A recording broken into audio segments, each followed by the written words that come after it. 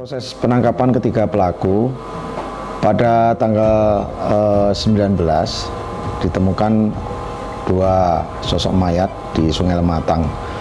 Kemudian dari personel Polres Lahat berkoordinasi dengan Satreskrim Polres Pagar Alam. Dari koordinasi tersebut kemudian kami perintahkan kepada Kasat Reskrim untuk melakukan penyelidikan karena diduga untuk lokasi atau tempat kejadian perkara berada di wilayah Pagar Alam, sehingga Kasat Reskrim beserta tim melakukan penyelidikan dan didapati bahwa ada pengalian rekening dari atas nama korban kepada atas nama TH. Kemudian kita tindak lanjuti apakah ini menjadi motif atau tidak, sehingga kemudian ternyata setelah kita cek dari mulai ATM-nya, kemudian dari CCTV-nya, ini ada tergambar wajah salah satu pelaku.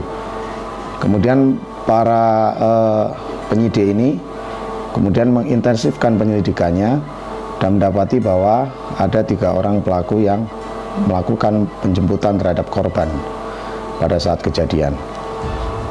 Berbekal dari data itulah, kemudian kita melakukan penyelidikan melalui IT. Kemudian kita melakukan penyelidikan sampai ke wilayah Jakarta dan didapati bahwa ketiga tersangka ini sedang akan menjadi TKI ke Taiwan.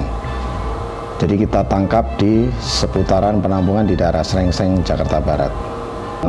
Pada saat penyelidikan tentu kita melibatkan berbagai pihak, termasuk salah satunya dari pihak Bank BRI, karena rekening korban itu merupakan rekening Bank BRI. Kita ucapkan terima kasih juga kepada rekan-rekan atau pimpinan cabang dari BRI Pagar Alam yang telah membantu untuk mengungkap kasus ini.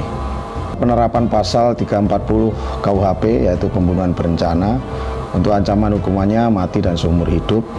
Jadi ketiga pelaku bisa dituntut hukuman seperti itu. Kalau di bawah umur ada perlakuan berbeda, termasuk penahanannya dan lain sebagainya. Namun kalau melihat dari perbuatan yang dilakukan itu sangat sadis sekali.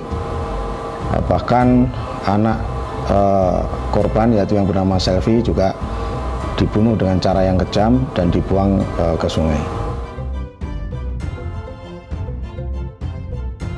Kami memerintahkan anggota kami untuk mengetahui yang pertama adalah siapa dulu identitas mayat tersebut. Setelah mengetahui identitas mayat, maka kami langsung mengetahui ke mana tempatnya bekerja, di mana rumah tinggalnya. Nah, setelah itu kami ke tempat dia bekerja di sebuah toko di pasar, di toko Linda. Kami melakukan interogasi terhadap teman-teman korban. Korban bernama Ponia, dan kami mendapatkan informasi bahwa orang yang terakhir yang bertemu dengan korban adalah saudara TK, seorang temannya. Sehingga kami juga mengecek ke suami korban bagaimana bisa hubungan Tika dengan Ponia tersebut. Suami korban mengatakan kepada kami bahwa menurut keterangan Tika, terakhir dia berpisah di Bank BCA setelah dijemput di rumah Ponia. Maka kami pun meminta kepada pihak bank untuk membuka CCTV apakah benar ada pertemuan atau perjumpaan antara Tika dan Ponia di Bank BCA. Ternyata di Bank BCA tersebut tidak muncul video korban, yang ada hanya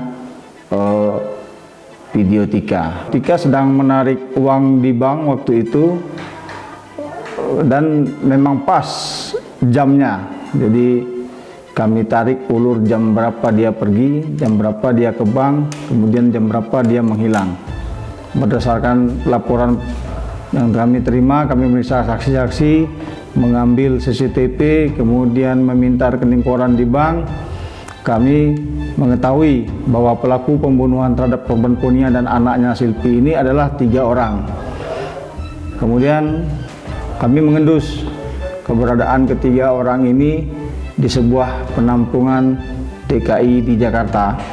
Sehari kami mutar-mutar di tempat penampungan tersebut, dan pada hari kedua melihat saudara TK menuju ke ATM sebuah supermarket di sana di kawasan Slengseng, Jakarta Barat. Begitu ditanyain, nama kamu Tika ya? Dan tersangka menjawab iya. Maka anggota kami langsung menangkapnya dan meminta menunjukkan di mana dua rekan lainnya. Dan didapati saudara Jeffrey dan saudara Riko sedang bermain PS di situ. Kami langsung mengamankan, kami bawa ke polsek terdekat, kami langsung BAP, dan ketiga tersangka mengakui bahwa telah melakukan pembunuhan terhadap Punya dan Silvi. Mereka tidak melawan dan kooperatif dan mengakui semua perbuatannya. Inti dari perkara ini adalah pembunuhan yang direncanakan. Dalam waktu dekat, salah satu tersangka akan kita limpahkan karena mengingat usianya anak-anak, sehingga kami tidak perlu waktu lama untuk mengirimnya ke JPU.